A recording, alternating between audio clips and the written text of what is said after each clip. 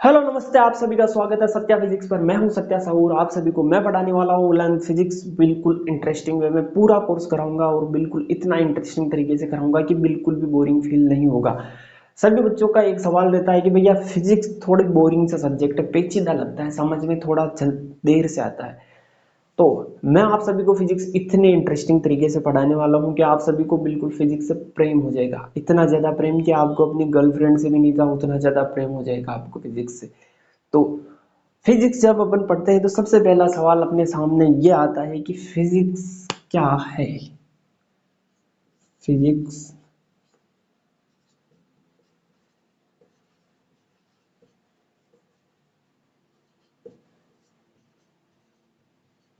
क्या है, ये अपने पास में पहला क्वेश्चन बन के आता है।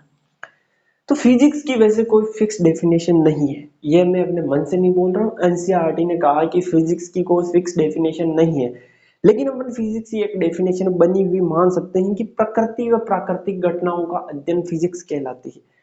क्या चीज? प्रकृति व प्राकृतिक घटनाओं का अध्ययन। देखो, प्रकृति के अंदर अपने जो भी घटनाएं हो रही है, अगर अपन उनको एक स्टडी करने लग जाए, उनका अध्ययन करने लग जाए, तो वो अपने क्या कहलाएगा? फिजिक्स कहलाएगा। फिजिक्स को अपन अपने शब्दों में बयान नहीं कर सकते। फिजिक्स एक तरह का जादू है, जादू।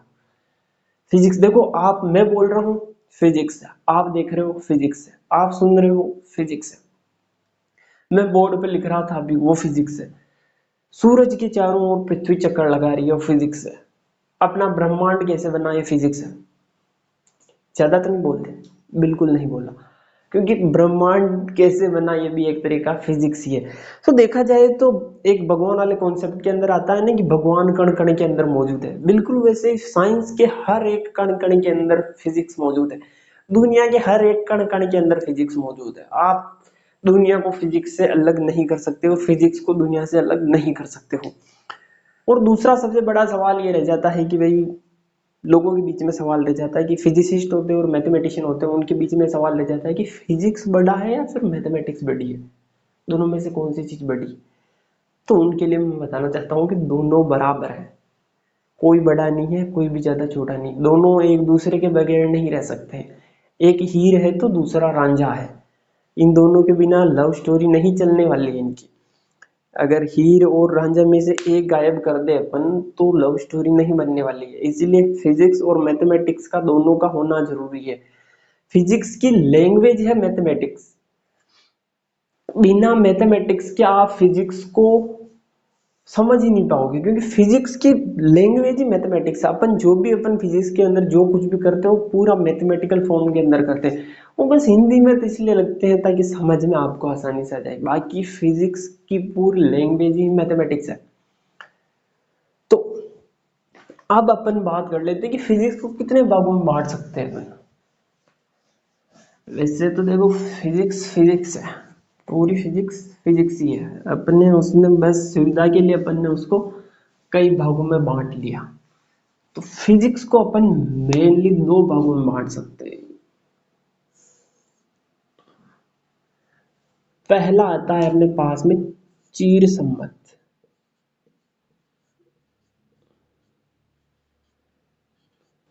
चीर सम्मत भौतिकी,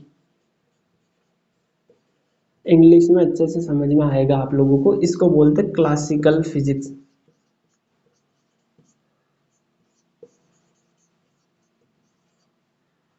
दूसरा आता है अपने पास में आधुनिक भौतिकी।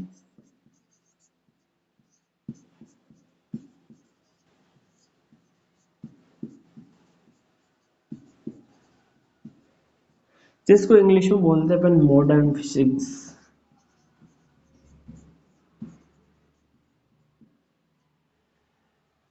क्लासिकल यानी कि अपने पास में जो पुराने टाइम से चली आ रही है। मॉडर्न यानी अभी अभी नई नई इजाद हुई, उसको अपन मॉडर्न बोलते हैं। और क्लासिकल यानी बहुत पुराने टाइम से चलती आ रही है, अपने दादा परदादा, उनके दादा परदादा भी फिजिक्स पढ़ते थे तो वो ऐसे ही पढ़ते थे।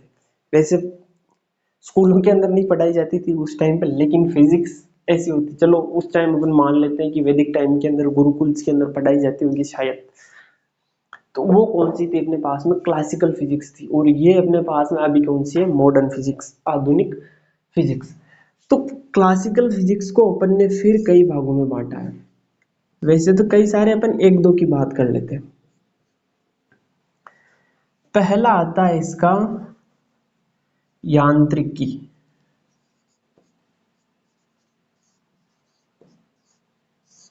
इंग्लिश में बोलते हैं इसको मैकेनिक्स।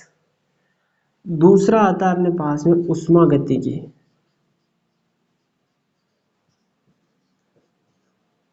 इसको अपन बोलते हैं थर्मोडायनेमिक्स। तीसरा अपने आता है प्रकाशिकी। इसको इंग्लिश में बोलते हैं ऑप्टिक्स। चलो यही काफी, वैसे बहुत सारे, जितने को नाम लिखो उतने काफी, बहुत है।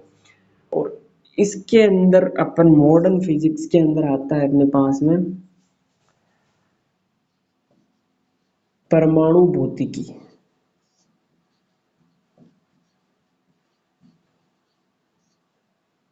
नाभिकीय भौतिकी।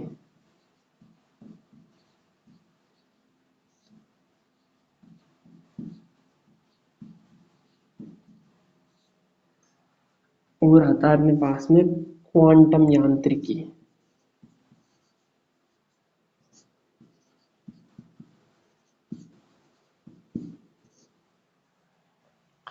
देखो अपन ने फिजिक्स को कितने भागों में बांटा? दो भागों में बांटा। पहली थी अपने पास में क्लासिकल यानी कि पुरानी वाली चीज सम्मत। फिर दूसरी अपने पास में आ गई नई, नया जमाना चल रहा है तो नई आ गई अपने पास में, मॉडर्न फिजिक्स से नाम नाम दे दिया अपन ने उसको। क्लासिकल फिजिक्स को अपन ने कई सारे भागों में बांट रखा है। उसमें से अपन ने तीन उठा लिए। तीन कौन कौन से उठाए अपन ने? यांत्रिकी, उष्मागतिकी, प्रकाशिकी। ऐसे आप चाहो तो विद्युत चुंबकीय और बहुत सारे होते हैं, लेकिन अपन इन तीनों की बात कर लेते हैं फिलहाल। फिर अपन ने आधुनिक भौतिकी के अंदर यानी कि मॉडर्न फिजिक्स के अंदर तीन लिए: परमाणु भौतिकी, नाभिकीय भौतिकी और क्वांटम यांत्रिकी। अगर आप चाहो तो इसके अंदर अपेक्षिकता भी जोड़ सकते हो, अपेक्षिकता, रिलेटिविटी जिसको इंग्लिश में बोलते हैं। तो यहाँ पर जब अपने पास में यांत्रिकी है ना, इस यांत्रिकी के बारे में आप लोगों ने सुन रखा होगा। ऐसे नहीं सुन रखा होगा कि यांत्रिकी किसे बोलते हैं, लेकिन यांत्रिकी के बारे में आप लोगों ने जरूर थोड़ा बहुत सुन रखा होगा। यांत्रिकी के अंदर अपन बल, गति के बारे में अध्ययन करते हैं। कोई चीज चल रही है तो कैसे चल रही है, उसके अंदर फ्रिक्शन लग रहा है, घर्षण लग रहा है, फिर कुछ कैसे क्या क्या चीजें लग रही है उसके बारे में बात करते हैं। बल लग रहा है तो उसके बारे में बात करते हैं। तो अपन यांत्रिकी के अंदर किस किस के बारे में बात करते हैं? यांत्रिकी के अंदर बात करते हैं अपन पिंडों की गति के बारे में, पिंडों की गति के बारे में बात करते हैं, उन पर लगने वाले बल के बारे में बात करते हैं। उष्मा गतिकी के अंदर अपन बात करते हैं हॉटनेस के बारे में। हॉटनेस किस चीज की हॉटनेस? फिजिक्स की हॉटनेस के बारे में बात करते हैं।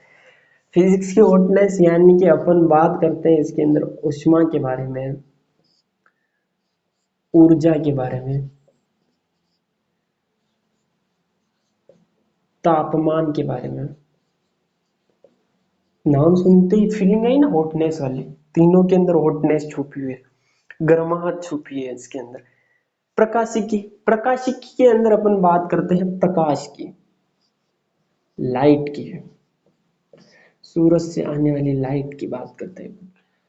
फिर अपन बात करते हैं इसके अंदर आंखों से दिखाई देने के बारे में बात करते हैं, आंखों की बात करते हैं अपन, इंद्रधनुष की बात करते हैं,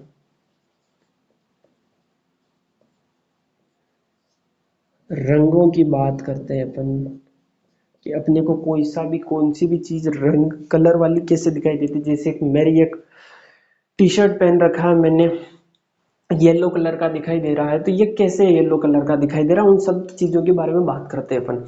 आधुनिक भौतिकी के अंदर अपन आते हैं तो उसके अंदर बात करते हैं अपन परमाणु भौतिकी। इसके अंदर अपन परमाणु के बारे में बात करेंगे कि कौन कौन से तत्व परमाणु से मिलकर बने होते हैं, परमाणु के अंदर क्या क्या चीजें होती है, इलेक्ट्रॉन होते हैं, प्रोटॉन होते हैं, न्यूट्रॉन होते हैं। फिर नाभिकीय भौतिकी के अंदर अपन आते हैं तो नाभिक के बारे में बात करते हैं कि नाभिक के अंदर कौन कौन से कण होते हैं, न्यूट्रॉन और प्रोटॉन के अलावा और क्या क्या चीजें होती है, ये अपन 12th के अंदर पढ़ेंगे, ये भी 12th के अंदर पढ़ेंगे। क्वांटम यांत्रिकी, इसकी भी थोड़ी सी झलक देखेंगे।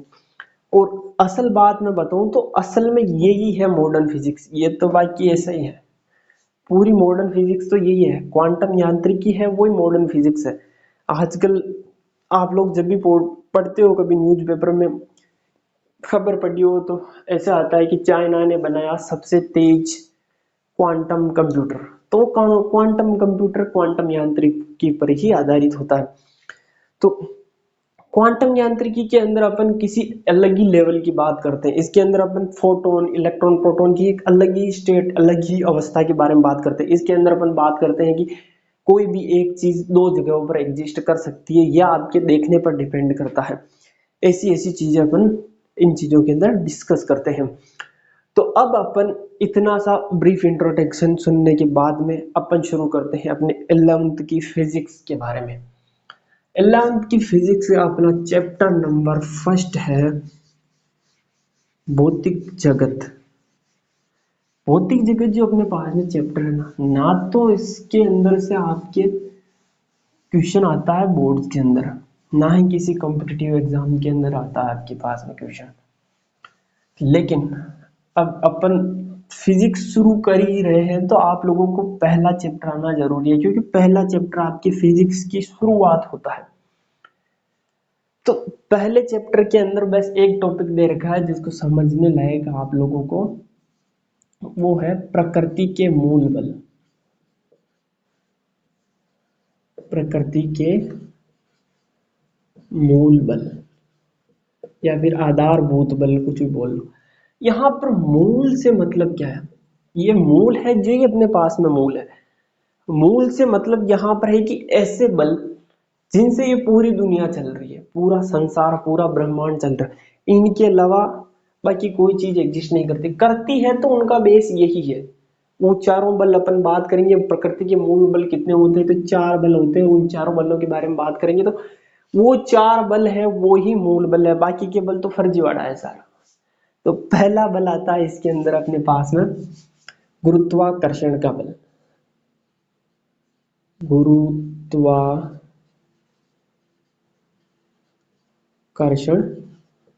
बल, इसके बारे में तो डेफिनेटली आप लोगों ने पढ़ा ही हुआ होगा शायद 9th-10th के अंदर। गुरुत्वाकर्षण का बल अपने पास में ऐसा होता है कि कोई भी दो पिंड होते हैं, कोई भी दो बॉडी होती है तो उनके अंदर आपस में एक बल लगता है जो हमेशा आकर्षण का बल होता है। तो क्या होता है, दो पिंडों के बीच में लगने वाला आकर्षण का बल, दो पिंडों के बीच लगने वाला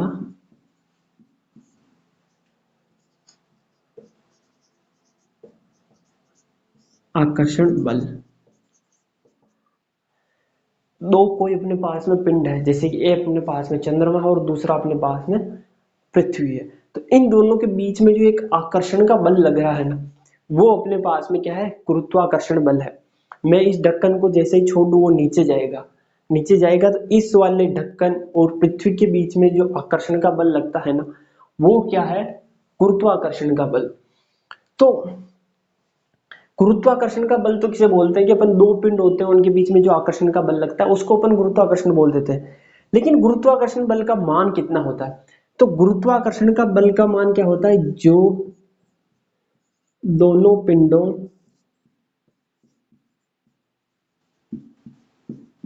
के द्रव्यमानों के गुणनफल के समानुपाती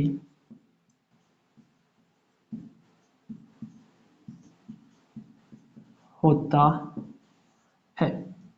देखो जैसे कि मेरे पास में कोई दो पिंड है, पहला पिंड दूसरा पिंड, इसका द्रव्यमान मैंने m1 मान लिया और इसका द्रव्यमान मैंने m2 मान लिया।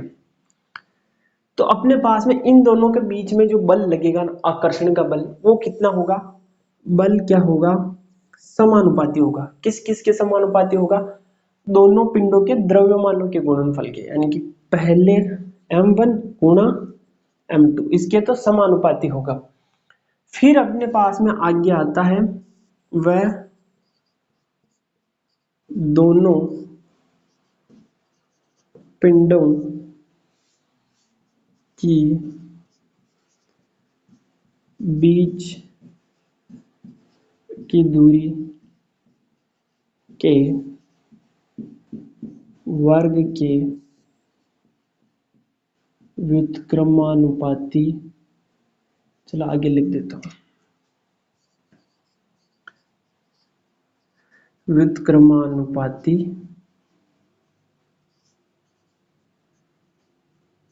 होता है। अगर मैंने इन दोनों पिंडों के बीच की दूरी r मान ली तो बल किसके व्युत्क्रमानुपाती है? दोनों पिंडों के बीच की दूरी के व्युत्क्रमानुपाती या फिर वर्ग के व्युत्क्रमानुपाती है। तो बल क्या हो गया? दोनों पिंडों के द्रव्यमानों के गुणनफल के तो समानुपाती हो गया। दोनों पिंडों के बीच की दूरी r है, इसके वर्ग के व्युत्क्रमानुपाती। व्युत्क्रमानुपाती का मतलब क्या होता है? कोई भी चीज किसी के भी समानुपाती लिखे और वो 1 में चली जाए, उसके इनवर्सली प्रोपोर्शनल हो जाए, तो वो क्या हो जाएगी अपने पास में व्युत्क्रमानुपाती हो जाती है। अब इसको जैसे अपन आगे लेके जाएंगे तो जब भी अपने पास में समानुपात का स्थिरांक हटता है तो वहां पर एक आता है नियतांक, और यहाँ पर आता है अपने पास में g m1 m2 upon r square, और जहां पर g को अपन बोलते हैं सार्वत्रिक गुरुत्वीय नियतांक। क्या बोलते हैं?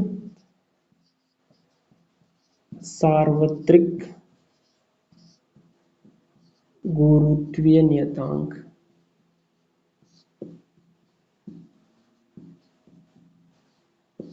सार्वत्रिक गुरुत्वीय नियतांक, इसको एक बार नोट कर लो, फिर अगले वाले के बारे में बात करते हैं। वीडियो को पॉज करो और नोट करो। कर लिया? तो अब अगले बल के बारे में बात कर लेते हैं अपन की दूसरा मूलभूत बल क्या होता है।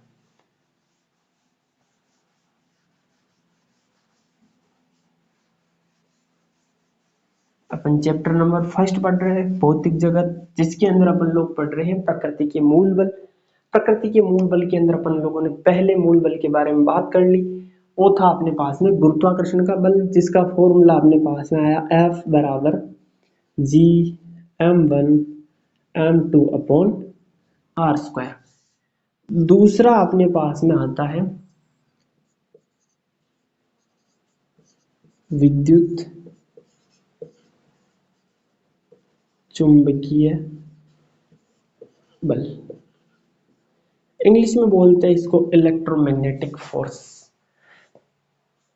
ये किसके बराबर होता है?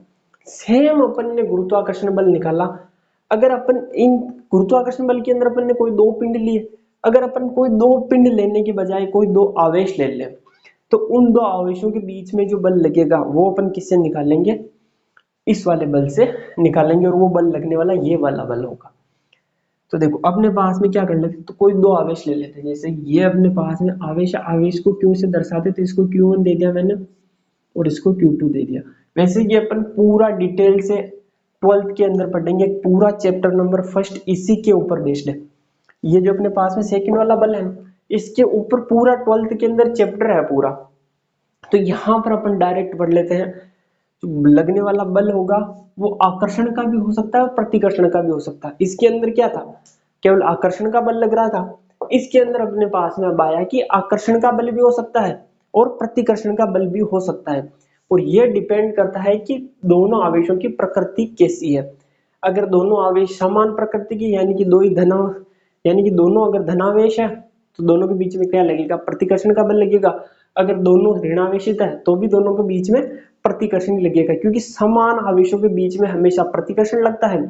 और विपरीत आवेश यानी कि एक प्लस ले लो एक माइनस ले लो, तो उनके बीच में क्या लगेगा? हमेशा आकर्षण लगेगा। इसको इस चीज से समझ सकते हो कि दो समान जेंडर के अंदर हमेशा प्रतिकर्षण होता है, और दो विपरीत जेंडर यानी कि एक लड़के और लड़की के बीच में ही हमेशा अट्रैक्शन होता है। तो उस चीज से आप इस चीज को याद रख सकते हो कि दो समान आवेशों के बीच में क्या होगा? प्रतिकर्षण होगा, और दो विपरीत आवेशों के बीच में हमेशा आकर्षण का बल लगेगा। अब वो जो बल लगेगा, चलो इस चीज को मैं लिख देता हूं, दोनों प्लस है या फिर दोनों माइनस है, इस कंडीशन में क्या लगेगा? प्रतिकर्षण। अगर एक प्लस है दूसरा माइनस है तो इस कंडीशन में क्या लगेगा? आकर्षण का बल लगेगा। अब ये जो बल लगने वाला है वो कितना होगा, ये इसके बराबर होगा। जैसे कि दोनों के बीच में लगने वाला बल क्या होगा, दोनों आवेशों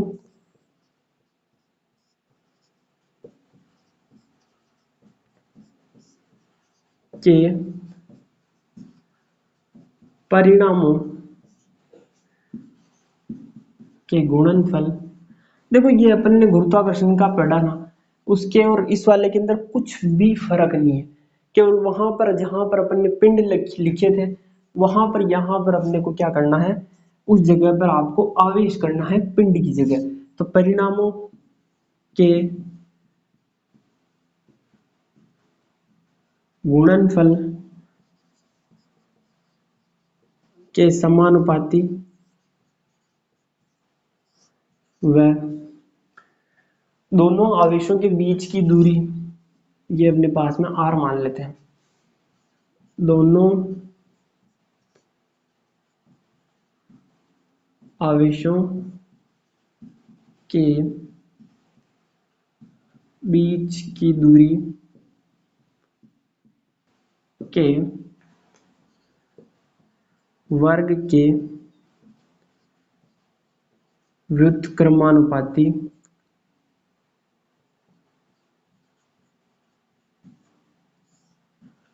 होता है। यानी कि क्या कहना चाहता है अपने पास में, ये जो बल होगा दोनों आवेशों के परिणाम यानी कि Q1 व Q2 के गुणनफल के तो समानुपाती हो जाएगा, और दोनों के बीच की दूरी r है, इसके वर्ग के व्युत्क्रमानुपाती हो जाएगा। अगर मैं समानुपाती का निशान हटाऊं तो क्या जाएगा, k Q1 Q2 upon r square. जहां जहां पर समानुपाती का निशान आएगा उसको हटाओ, हटा के क्या लिखो, कांस्टेंट। यहां पर कांस्टेंट अपने पास में क्या आता है, k, और k की वैल्यू होती है अपने पास में 9 इंटू 10⁹ न्यूटन मीटर स्क्वायर पर कूलाम स्क्वायर। देखो अभी तो वैसे इनको ऐसे कैसे याद करना, पूरा 12th के अंदर चैप्टर है इसके ऊपर, वहां पर अच्छे से पढ़ेंगे। अगर नहीं तो सर्च करो कूलाम का नियम बाय सत्या साहू, आपको वीडियो मिल जाएगा जहां पर आप जाके इसको देख भी सकते हो। 12th का है, मेरे हिसाब से तुम नहीं देखो तो अच्छा है, अगर नहीं फिर भी देखना है तो जाके सर्च करके देख लेना। बाकी 12th के अंदर तो अपन लोग इसको पढ़ने ही वाले हैं। इसका भी स्क्रीनशॉट लो या फिर इसको नोट करो, मैं साइड में हूँ, वीडियो को पॉज करो और इसको नोट करो। आई होप नोट किया होगा। अब अपने पास में आता है तीसरा, तीसरा मूलभूत बल।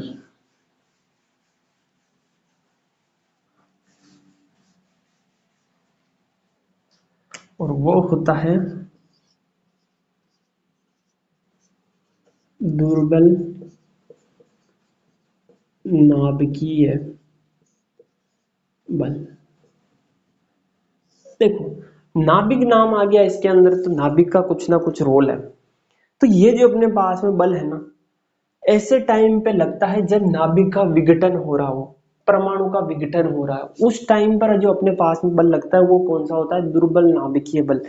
अब परमाणु की विघटन या फिर नाभिकीय विघटन के बारे में अपन 12th के अंदर पढ़ेंगे, जहां पर अपन ये देखेंगे कि एक नाभिक टूट कर कई दूसरे नाभिकों में बदल जाता है, उसके अंदर से इलेक्ट्रॉन निकलते हैं, प्रोटॉन निकलते हैं, कई बार पॉजिट्रॉन्स निकलते हैं, बहुत सारे कण होते हैं एक नाभिक के अंदर भी।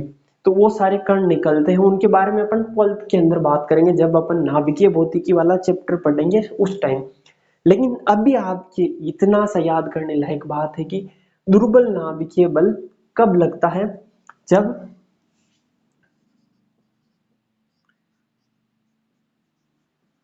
नाभिक से बीटा क्षय होता है। बस इतनी सी बात याद रखनी। चौथा नंबर का आता है अपने पास में प्रबल नाभिकीय बल।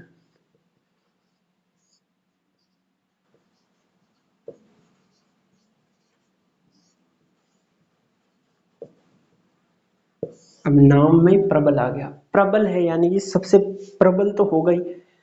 तो ये जो प्रबल नाभिकीय बल होता है ना, ये लगता है आपके बिल्कुल नाभिक के अंदर। जैसे कि आपके ये कोई परमाणु है तो इसका नाभिक यहाँ होगा जिसके सेंटर में आपके इलेक्ट्रॉन और प्रोटॉन होंगे। तो यहाँ पर जो इसके अंदर इलेक्ट्रॉन प्रोटॉन और इसके चारों ओर तो इलेक्ट्रॉन रहेंगे, यहाँ पर अंदर क्या रहेंगे, प्रोटॉन और न्यूट्रॉन। तो नाभिक के अंदर प्रोटॉन भी होते हैं और न्यूट्रॉन भी होते हैं। तो मैंने जब ये वाला पढ़ाया था तो मैंने बताया था कि दो समान आवेशों के बीच में हमेशा क्या लगता है, प्रतिकर्षण बल लगता है। तो अगर इतने से छोटे से घेरे के अंदर अपने पास में प्रोटॉन है तो दो प्रोटॉनों के बीच में हमेशा क्या लगेगा, प्रतिकर्षण बल लगेगा। तो अगर प्रतिकर्षण बल लगता है तो वो सारे प्रोटॉन दूर दूर भागकर इस नाभिक को तोड़ क्यों नहीं देते, ये अपने पास में सबसे बड़ा सवाल था। तब जाके अपने पास में प्रबल नाभिकीय बल का कॉन्सेप्ट आया। तो प्रबल नाभिकीय बल क्या होता है, क्या प्रबल नाभिकीय बल ये करता है कि इन दो प्रोटॉनों के बीच में जो प्रतिकर्षण का बल लगता है ना, उसको प्रबल नाभिकीय बल कैंसिल कर देता है। और कैंसिल करके क्या करता है, दो प्रोटॉनों और दो न्यूट्रॉनों, एक प्रोटॉन और एक न्यूट्रॉन के बीच में समान बल लगाता है जो आकर्षण का बल होता है, ताकि नाभिक का स्थायित्व खत्म ना हो और परमाणु बिखर ना जाए या फिर परमाणु विखंडित ना हो जाए। तो प्रबल नाभिकीय बल कहां पर लगता है, प्रबल नाभिकीय बल लगता है नाभिक के अंदर। ये क्या करता है, दो प्रोटॉनों के दो प्रोटॉन के प्रतिकर्षण बल को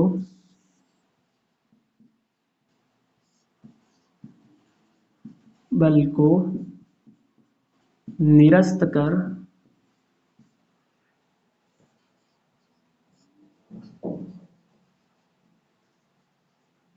नाभिक को स्थायित्व प्रदान करता है।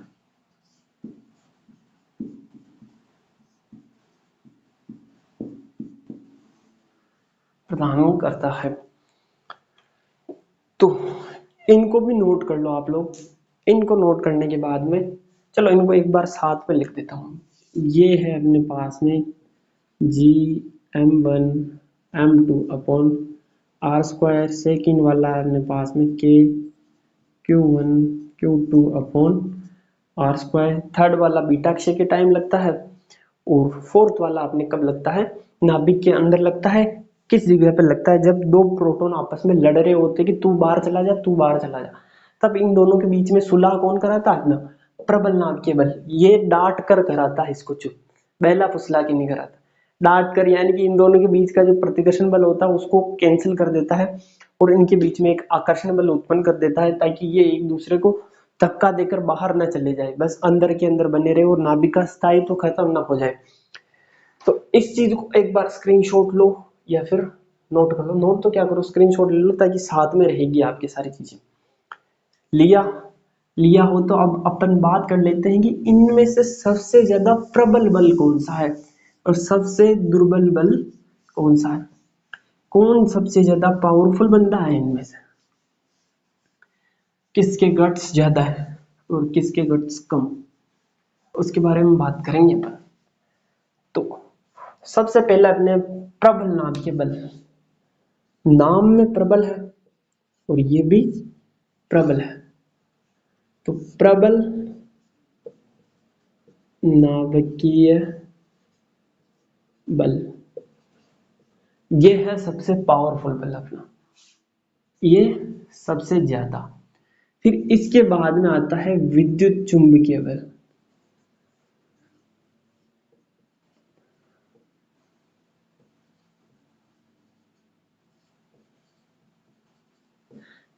फिर इसके बाद में आता है अपने पास में दुर्बल नाभिकीय बल। दुर्बल के अंदर नाम दुर्बल देखकर ऐसा मत सोच लेना कि सबसे दुर्बल यही होगा।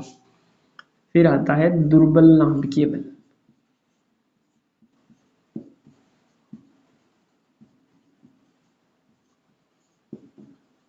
और सबसे लास्ट में अपने पास में बच जाता है और वो बचता है अपने पास में गुरुत्वाकर्षण बल।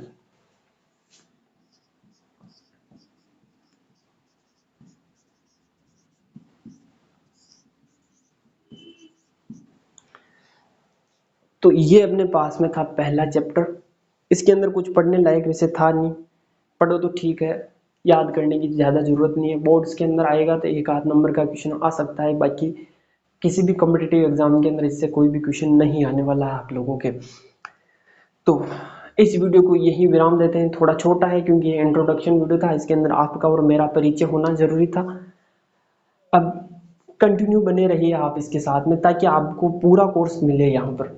और तब तक के लिए पढ़ते रहो, बस पढ़ते रहो, रटना मत, बस पढ़ते रहो।